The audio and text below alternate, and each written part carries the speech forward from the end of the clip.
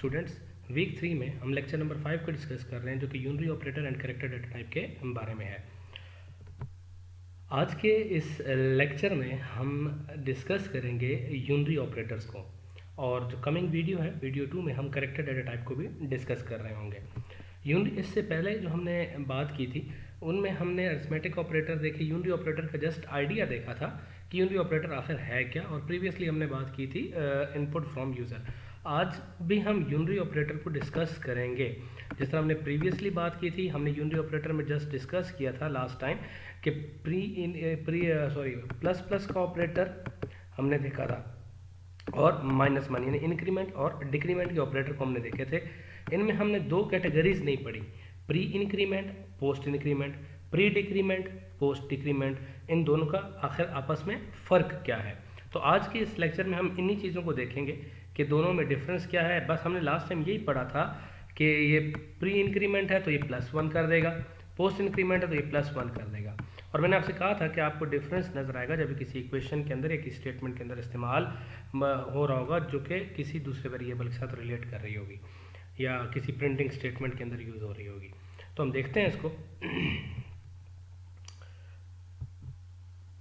Plus plus जब हमने बात की थी कि add 1 in a memory, minus minus subtracts 1 from a memory.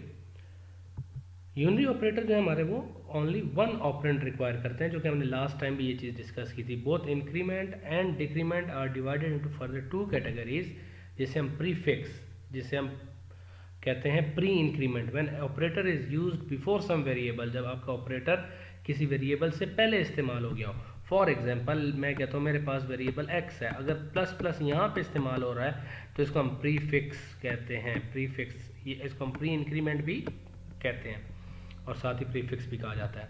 और पोस्ट फिक्स, जब आपके पास किसी कोई ऑपरेटर यानी इंक्रीमेंट या डिक्रीमेंट किसी वेरिएबल के बाद इस्तेमाल हो रहा हो तो ये क्या कहलाएगा आपके पास, पोस्ट फिक्स। हम देखते हैं एक प्रोग्राम। लेट्स से मैं कहता हूँ number is equal to 10, number plus plus, पहली मेमोरी बनी, उस मेमोरी में हमारे पास क्या वैल्यू असाइन हो गई 10। अब नंबर प्लस प्लस, अब नंबर प्लस प्लस इससे एक्चुअली हमारी मुराद क्या है, इससे मुराद ये है कि number is equal to number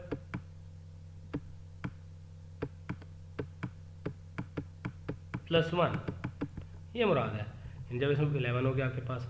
इसी तरह अगर मैं इसमें अब ये प्रीवियसली क्या था, ये post increment, post fix, pre increment, pre fix, number 10, और ये भी क्या करेगा उसमें एक जमा करेगा। अब आखिर डिफरेंस क्या है दोनों में between post and pre increment, हम देखते हैं। लेट्स से मैं कहता हूँ int n is equal to y, 10 आ गया, int y equals to this, y is equal to n plus plus. अब इस चीज़ को अगर मैं एक्सप्लेन करूँ तो इस चीज़ का मतलब क्या है, y is equal to n equals to n plus 1, कुछ यूँ। तो यहाँ पे आपके पास 10 में एक जमा करेगा, यानी यहाँ पे पहले y की वैल्यू क्या हो गई 10 हो गई, ठीक। अब यहाँ पे क्या होगा, दोनों का फ़र्क क्या है आपको नज़र आ रहा होगा। y में जब ये असाइन करेगा वैल्यू, अब यहाँ पे प्री है, प्री इंक्रीमेंट क्या करेगा, पहले इंक्रीमेंट अप्लाई करेगा। यानी अगर मैं इस स्टेटमेंट की बात करूँ तो ये कुछ यूँ लिखी गई होगी, n इक्वल्स टू 10, जो हमारे पास y था, y is equal two plus plus n। अब ये जो स्टेटमेंट मेरे पास है, इस स्टेटमेंट को मैं ये कह सकता हूँ कि ये स्टेटमेंट ऐसे लिखी गई है बच्चों, y is equal to n, मगर n equals to n plus 1 पहले हुआ। अगर आप दोनों में फ़र्क देखें, यानी इस स्टेटमेंट को देखें और इस स्टेटमेंट को देखें, तो डिफरेंस क्या आ रहा है, डिफरेंस ये है इन दोनों में कि पोस्ट के केस में पहले आपकी वैल्यू असाइन हो रही है और बाद में आपके पास इंक्रीमेंट हो रहा है, जबकि प्री के केस में पहले आपकी इंक्रीमेंट हो रही है, बाद में वैल्यू असाइन हो रही है, कुछ यूँ। लेट्स से अगर मैं इसको किसी इक्वेशन में इस्तेमाल कर रहा हूँ, int n is equal to 10, आपके पास value y is equal to n plus plus multiply by plus plus n, तो n plus plus multiply by plus plus n। अब देखिएगा, अब यहाँ पे जब भी किसी इक्वेशन में इस्तेमाल हो रही है, ज़रा इसको गौर से समझना है आपने, n की वैल्यू आपके पास क्या आ रही है 10, ठीक है बच्चों।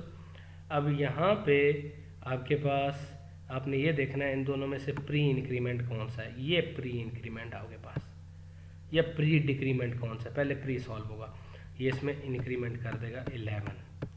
अब ये n प्लस प्लस क्या है 11 मल्टीप्लाई बाय 11, रिजल्ट क्या आएगा 121 हो गया। फिर उसके बाद आपके पास ये पोस्ट इंक्रीमेंट अप्लाई होगा और इस 11 की वैल्यू को क्या कर देगा 12 कर देगा, कुछ इस तरीके से। यानी आप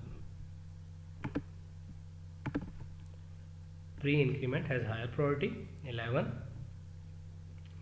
less than increment, asterisk priority is less than pre increment but greater than post. यानी मल्टीप्लाई जो है आपके पास ये हायर प्रायोरिटी पे है, तो पहले मल्टीप्लाई को सॉल्व करो। जो मल्टीप्लाई सॉल्व होगा 11 मल्टीप्लाई बाय 11, जो मैंने अभी थोड़ी देर पहले डिस्कस किया, रिजल्ट क्या बना 121, तो 120 के 1 कहाँ स्टोर हो गया y में।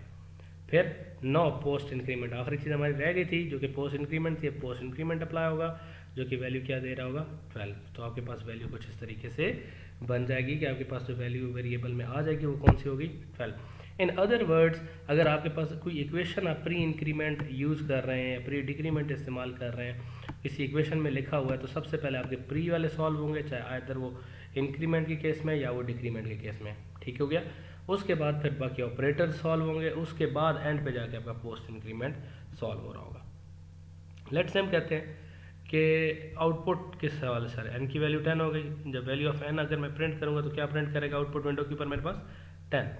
इसी तरीके से अब post increment, students post increment क्या करेगा, पहले आपके पास पोस्ट बाद में होता है ना, पोस्ट का लफ्ज़ी मतलब बाद में, तो 10 प्रिंट कर देगा स्क्रीन के ऊपर, ठीक है। पहले क्या प्रिंट करेगा 10, उसके बाद इसकी वैल्यू को 10 से किस में चेंज कर देगा, इसके बाद वैल्यू चेंज कर देगा 10 से 11 में। 10 11 में चेंज हो गई वैल्यू।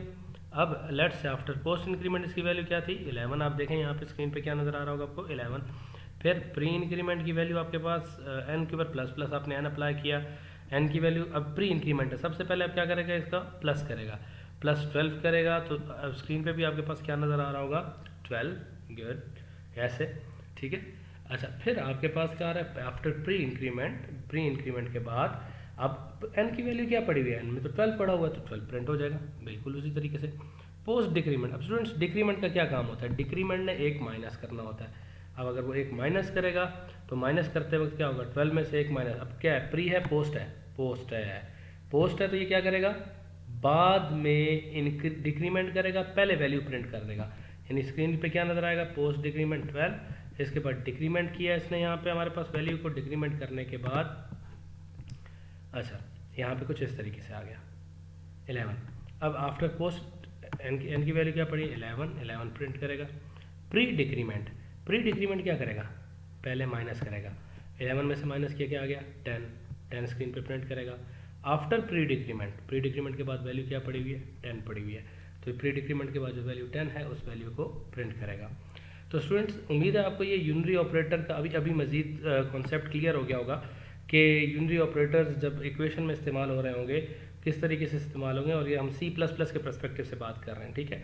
डिफरेंस आखिर प्री और पोस्ट इंक्रीमेंट या डिक्रीमेंट दोनों केसेस में बात कर रहा हूँ, प्री एंड पोस्ट मैंने लिखा है, इंक्रीमेंट या डिक्रीमेंट इन दोनों में आखिर डिफरेंस क्या है। उम्मीद है ये बात भी आपको क्लियर हो गई होगी।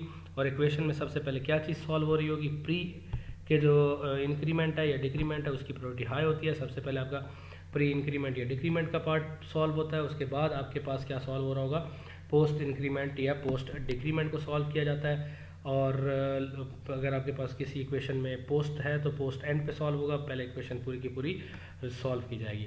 आई होप आपको ये बात क्लियर हो गई होगी।